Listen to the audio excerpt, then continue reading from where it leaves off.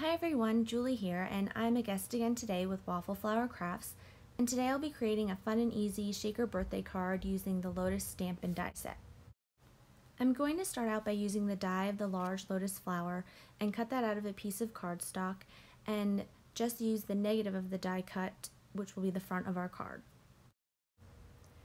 Next, I'm going to use some Ranger Ink Delusion ink sprays, which are some of my favorite inks to use, and spray them into an empty paint palette, and then use a water brush and stamping block to flick the ink off of the stamping block onto the cardstock with each of the colors. And I'm going to set this aside to dry while I work on our colored background using the same colored inks.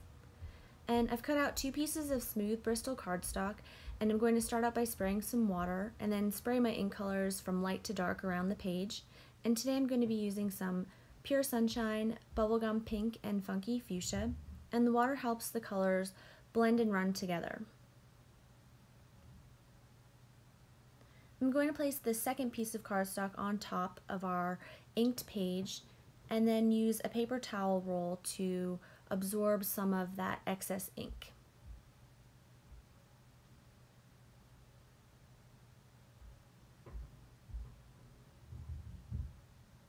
And again, I'm going to place these aside to dry while we work on other parts of the card. Next, I'm going to use some acetate, which works really well when embossing, and have cut a small piece out, and I'm going to stamp the flower image that matches the die we used earlier with some Versamark ink, and then use some yellow embossing powder that will match really well with our background. And this piece of acetate will also be the front part of our shaker card.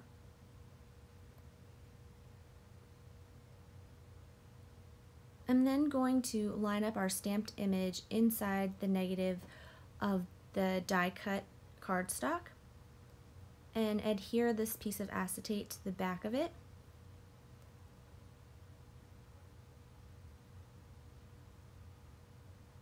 So that the front part of our shaker card is now done.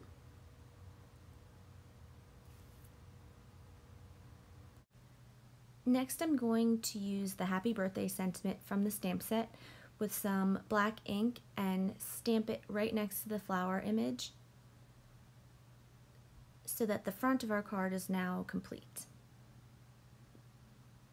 I'm also going to use a paper trimmer to cut the inked background to fit the length of the card and trim the top layer of our card as well.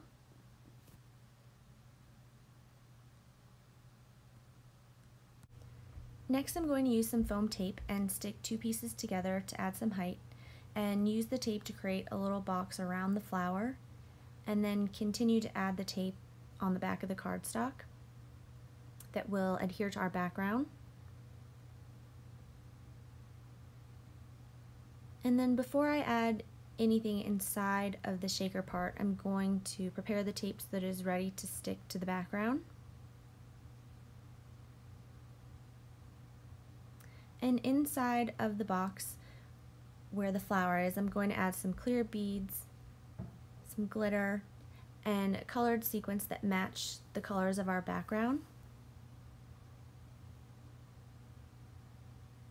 And then to close the shaker part, I will place our background on top.